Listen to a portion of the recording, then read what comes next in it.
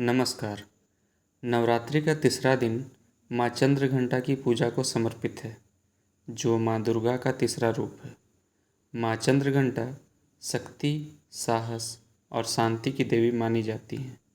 उनके माथे पर घंटे के आकार का अर्धचंद्र होता है, इसी कारण उन्हें चंद्रघंटा कहा जाता है। उनका यह रूप अत्यंत शौर्य और अद्भुत तेज से युक्त है। माँ चंद्रघंटा का स्वरूप स्वर्णिम है और वे 10 भुजाओं वाली है, जिनमें वे अस्त्र शस्त्र धारण करती है।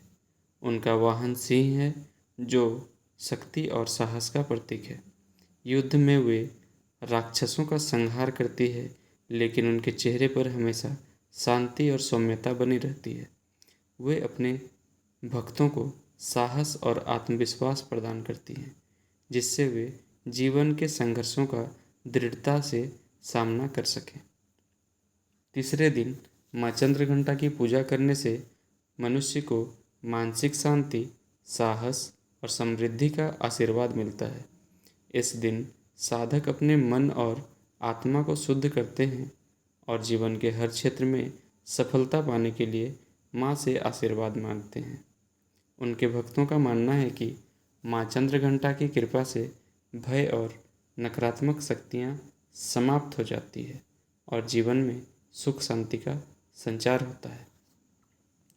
पौराणिक कथा के अनुसार जब माता पार्वती और भगवान शिव का विवाह तय हुआ, तब भगवान शिव अपने गणों और अजीब वेशभूषा के साथ बारात लेके पार्वती जी के घर पहुँचे।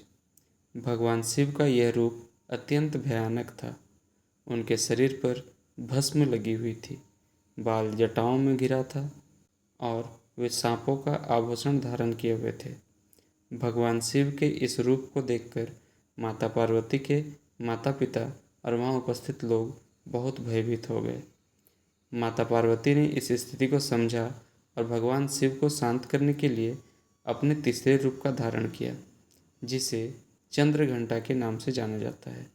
इस रूप में उन्होंने अपने माथे पर घंटे का आकार का अर्धचंद्र धारण किया, जिससे उनका नाम चंद्रघंटा पड़ा। उनके इस शांत और सौम्य रूप ने भगवान शिव को संतुलित किया और वहाँ उपस्थित सभी लोगों का भय दूर किया। इसके पश्चात माता चंद्रघंटा ने अपने भक्तों के रक्षार्थ राक्षसों का संहार भी किया। उनके घंटे की ध्वनि से शत्रुओं का विनाश होता था और उनकी शक्ति से हर तरह की नकारात्मक ऊर्जा समाप्त हो जाती थी। युद्ध और शांति दोनों के प्रतीक के रूप में उनका यह रूप अत्यंत महत्वपूर्ण है। माँ चंद्रघंटा की कथा हमें सिखाती है कि जब स्थितियाँ कठिन हो तो हमें धैर्य और साहस के साथ साथ उनका सामना करना चाहिए। उनके आशीर्वाद से भक्तों को साहस, शक्ति और शांति की प्राप्ति होती है, जिससे वे जीवन की सभी चुनौतियों का सामना कर सकें।